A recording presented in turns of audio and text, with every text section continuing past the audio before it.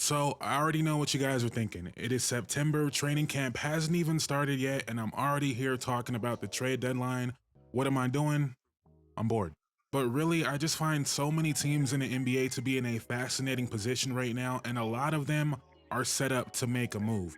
And I might make a few fan bases upset with this video, but I promise there's gonna be logic in everything I'm saying. I'm not trying to have any hot takes. I'm just genuinely curious about the direction these teams are going in. And a lot of these teams are gonna be all looped together, but we might as well start with the team I feel like is the most likely to make a deal this season, and that is the Golden State Warriors. This team has too many guards and they desperately need shooting in the front court, which is why we just seen that they invited Davis Bertans to camp, which would be a decent pickup in my opinion. But we'd seen them try to go after Larry Markkinen, Paul George obviously, and before that, I'm not sure you guys remember, but Bobby Portis was a name that was being linked to the Warriors. But like I said, maybe too many guards when you have Pods, you have GP2, you have DeAnthony Melton, you have Buddy Hield, and you have Moses Moody, who, you know, I'm not plugged into what's going on around the NBA, but I feel like a lot of teams probably value Moses Moody more than Steve Kerr values Moses Moody, so that's kind of a positive for the Warriors because he barely plays for you, but he probably has some positive trade value, and I have one team in mind, so he can go play with his former high school teammate in Scotty Barnes, right? That happened, right? I didn't just make that up. I'm pretty sure they were teammates in high school, but this deal would have to be Moses Moody and either one of GP2 or Kevon Looney to Toronto for Kelly Olynyk. Whichever one you want to do, and it kind of feels backwards to not put Looney in it if you're going to get another center in Kelly Olynyk, but it also feels wrong to trade Looney. At that point, you would have Kevon Looney, Kelly Olynyk, Trace Jackson Davis, and obviously still Draymond playing some 5. So I'm not sure you need all that. And if you traded GP2, you still have Buddy Hield, you still have DeAnthony Melton, you still have Pods, and very sneakily, you still have Lindy Waters, just throwing that name out there. I think he's gonna play. And who knows, maybe the Warriors go with some super big lineups and put Wiggins at the 2 sometimes. So whoever you want to put with Moody, whether it's GP2 or Kevon Looney, it has to be one of them to make the money match. But if I'm Toronto and I could get Moses Moody for Kelly Olynyk, I'd probably do that deal. Especially if he has a good relationship with his former high school teammate in Scotty Barnes. You know, they have RJ Barrett already, they have Emmanuel Quickly. But besides that, they have Grady Dick and they have Ochai Agbaji. But there's a lot of minutes for Moody there, in my opinion. He's walking into at least 20 minutes a night on that team, and I think that's a win-win. So we're gonna stay with the Raptors, kinda, and we're gonna speak about the Phoenix Suns, and this might be a situation where I make some people mad. Grayson Allen had an amazing year. He shot 46% from 3, ridiculous. He got a 4-year, $70 million extension, well deserved. But you know who shot 43% from 3 last year? Bradley Beal. Now for their careers, obviously Grayson Allen has been a better shooter, even though Bradley Beal has been an amazing shooter. But you're paying Bradley Beal $50 million a year. You're not going to be able to trade him. And does it really make sense to have Bradley Beal, Devin Booker, and Grayson Allen? If Bradley Beal is so capable of this role of being a spot-up shooter, unless you are telling me that Grayson Allen is now a 46% three-point shooter, like he's going to shoot that every year now. Unless you are telling me that, Bradley Beal has proven he can do that role. And I gotta remind you guys, this is not in a vacuum. If it's Grayson Allen on his deal compared to Bradley Beal on his deal, then maybe, yeah, I'd take Grayson Allen. But you have Bradley Beal, you can't really move on from his deal.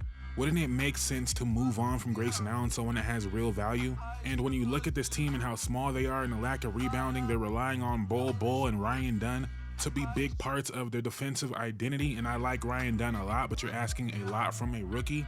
So let's do this simple exercise, and remember, you can't really move on from Bradley Beal because a lot of you guys are gonna say that's the answer, right? But this simple exercise, let's look at the Phoenix Suns roster. Take out Grayson Allen. Suns roster, no Grayson Allen. Who would you rather add to that team? Grayson Allen or Kelly Olynyk? Grayson Allen or Kyle Kuzma? Grayson Allen or Wendell Carter? Grayson Allen or John Collins? Not who's the better player, but who would be more helpful to this current roster, Grayson Allen or all those players?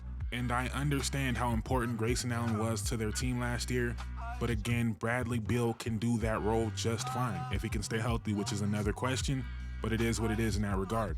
Bradley Beal, Devin Booker, and to some extent Kevin Durant can all replace that. They can't replace size, rebounding, defense, which is what this team desperately needs. So I think Grayson Allen is going to be a name that heats up around the trade deadline. And I brought up Wendell Carter, so let's talk about the Orlando Magic. They went out and got KCP, but I don't feel like they addressed the need of another on-ball creator next to Paolo. It almost feels like they are treating Paolo as this LeBron James figure where he doesn't need much on offense. I don't see him that way. I feel like he needs someone else that can help the game be a little bit easier for him. And also, they have 3 legit centers in Wendell Carter, Mo Wagner, and Goga Bitadze, who might be the most underrated player in the NBA. I'm calling him the next Isaiah Hartenstein that will get paid in a few years and people will be surprised like he came out of nowhere, but he's very good, right? But they have 3 real centers and they need an on-ball creator. I could think of a team that has 3 on-ball creators that needs a real center, and I'm talking about my team in the New Orleans Pelicans. And I floated this idea when there was some slight rumblings about Brandon Ingram maybe going to Orlando, but the one that makes more sense is CJ McCollum for Wendell Carter. CJ McCollum is exactly the player that Paolo and Franz need next to them. Career 40% three-point shooter, great in ISO, can play on or off the ball, great veteran in the locker room, president of the NBA PA, right? Honestly, I can't think of a better player that's realistic, right? You know, not Steph Curry or somebody, but a realistic player that I could put next to Paolo. If I was running the Magic, I'd be making a call every single day to the Pelicans. But we're gonna move on from the Pelicans for now. We're gonna circle back, but we're gonna stick with the Orlando Magic. Now, let's say they tried getting McCollum and they couldn't make it happen for whatever reason. There are 2 other players that I feel like could fit that mold very well.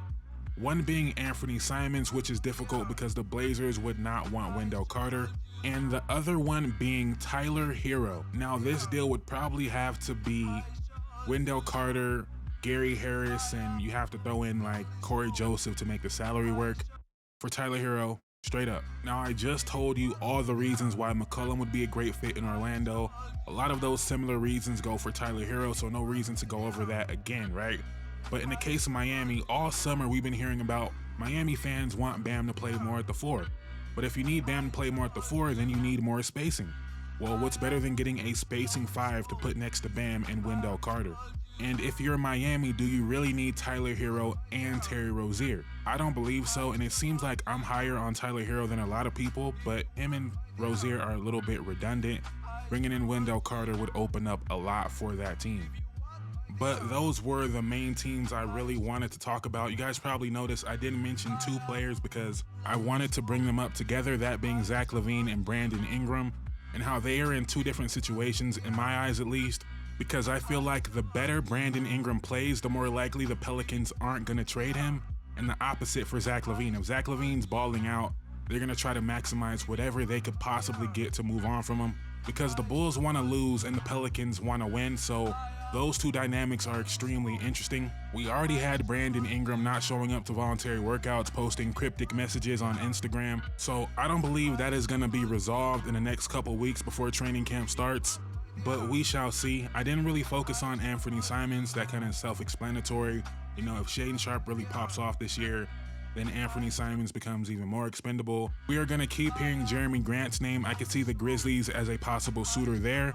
But lastly, right, I've been talking about all these teams as far as making moves to win, right?